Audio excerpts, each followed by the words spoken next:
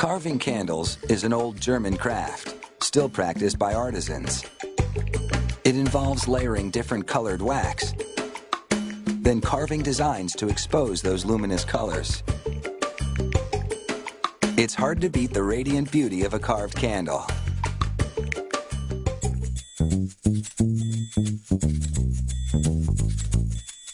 Carved candles are known for their swirls and curls, a look so elaborate that lighting one is an occasion in itself. The process starts with vats of hot wax in various colors. The candle maker stirs them to circulate the specially formulated dyes. She dips a star-shaped wax core into clear wax and then yellow. The clear wax dilutes whatever color wax follows it. The layers are hardened in cool water. She repeats this process between 30 and 35 times, building up different colored layers on the candle core. As the dipping continues, the candle becomes warmer and softer, which will allow it to be carved. The quick water dips only cool the outer layers. Partway into the dipping, the candle maker deepens the candle's grooves. As she resumes dipping, she has to keep a close watch on the candle's temperature. If it absorbs too much heat, it'll be too soft to carve. But if it's too cool, the wax can splinter.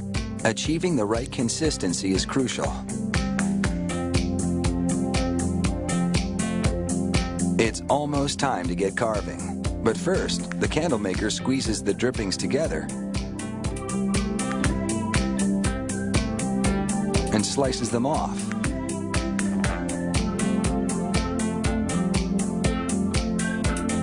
They're too attractive to waste, so she quickly shapes them into a mushroom candle.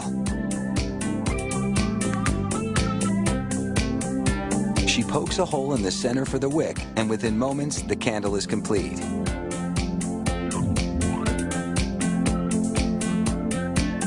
With the big candle at the perfect temperature, the clock is ticking. It has to be carved in just 15 minutes, or it will be too hard to work with. The candle maker slivers the bottom and curls the pieces back. She dunks the row of curls into water to harden them a bit so they don't sag.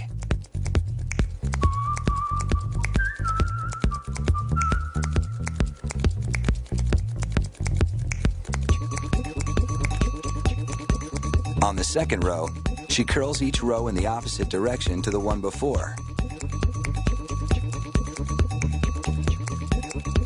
She carves a total of 4 rows, with the last curls fixed upright. Using a square-edged gouging tool, she cuts a windmill design into the upper section of the candle. Then she shapes the wax cutout into a base for the windmill.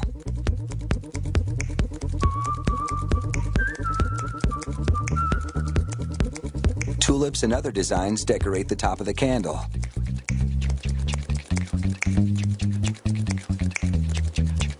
She must work with a quick but steady hand. It takes at least a year of training to learn to carve with such confidence. This one is a neat trick. She jiggles a straight-bladed knife to cut the fluted edge of a hummingbird wing.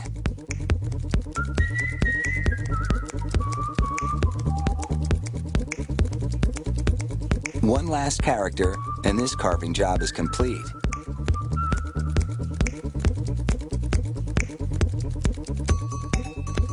Now, she presses a cookie cutter-like device around the wick.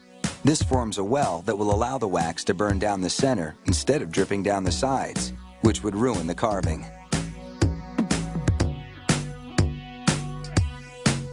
She spins the candle in a hot pan to melt the bottom so that it's level. And while it's still hot, she attaches the company's sticker.